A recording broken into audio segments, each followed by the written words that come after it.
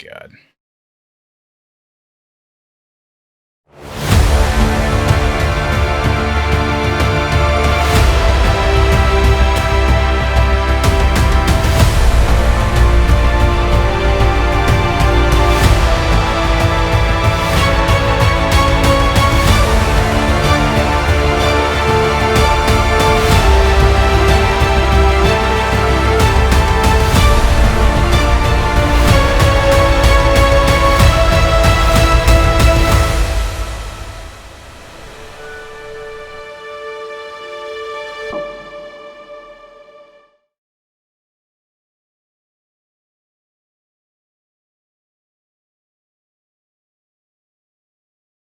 I love video games. Video games are my favorite entertainment and way to relieve stress.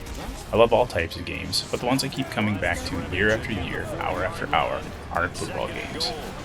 There were a handful of football games available for the NES, but there was only one that had the National Football League Player Association's license, and that game was Tecmo Bowl. Tecmo Bowl had real NFL players, and the teams in the game were based on real NFL teams, something other football games didn't have at the time. The first time I picked up the controller, I was hooked.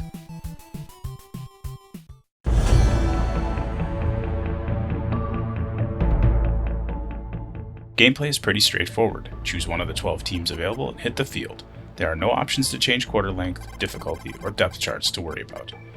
Quarters are 90 seconds long, the clock stops after every play, you have 3 timeouts, and there are 11 games to play through to get to the Tecmo Bowl. Each team's playbook consists of 4 offensive plays specific to the team that you choose.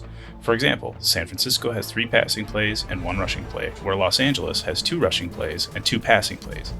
Each of the 12 teams in Tecmo Bowl have their own playbooks based on their individual strengths and weaknesses. To select a play you want to run, simply push the D-pad in one of 4 directions and then push the B button. The defense selects from the same 4 plays in an attempt to guess which play the offense is running. Guess correctly, and the defense will blow up the play. Scoring is similar to American football, with a field goal worth 3 points, a touchdown getting 6 points, point after try gets you 1 point, and safeties are worth 2 points. There is no option for a 2-point conversion. When you find yourself in a 4th and long situation, you can punt or you can go for it. There is no option to fake the punt.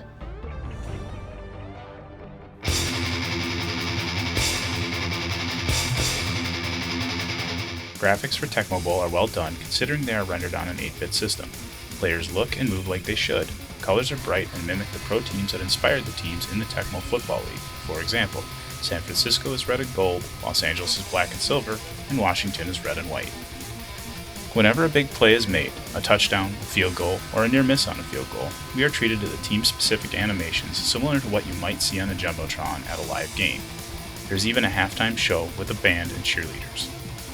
At the end of the game, players are treated to the box score where the quarter-by-quarter scoring is displayed, along with a password so players can continue their march to the championship at a later time.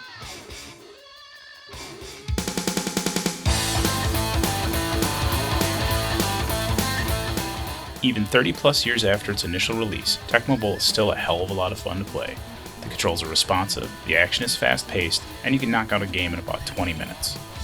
Tecmo Bowl doesn't have the features of its successors. There is no franchise mode, there are no injuries, no depth charts to manage, and to be honest, you don't need them to have fun playing the game. What Tecmo did with Tecmo Bowl was nail the basics and build on that basic framework for future games.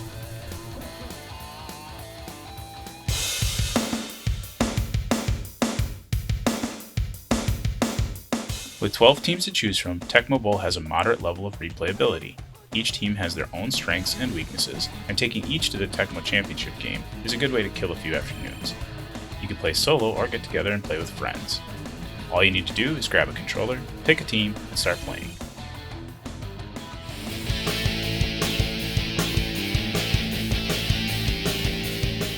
Tecmo Bowl holds a special place in my heart.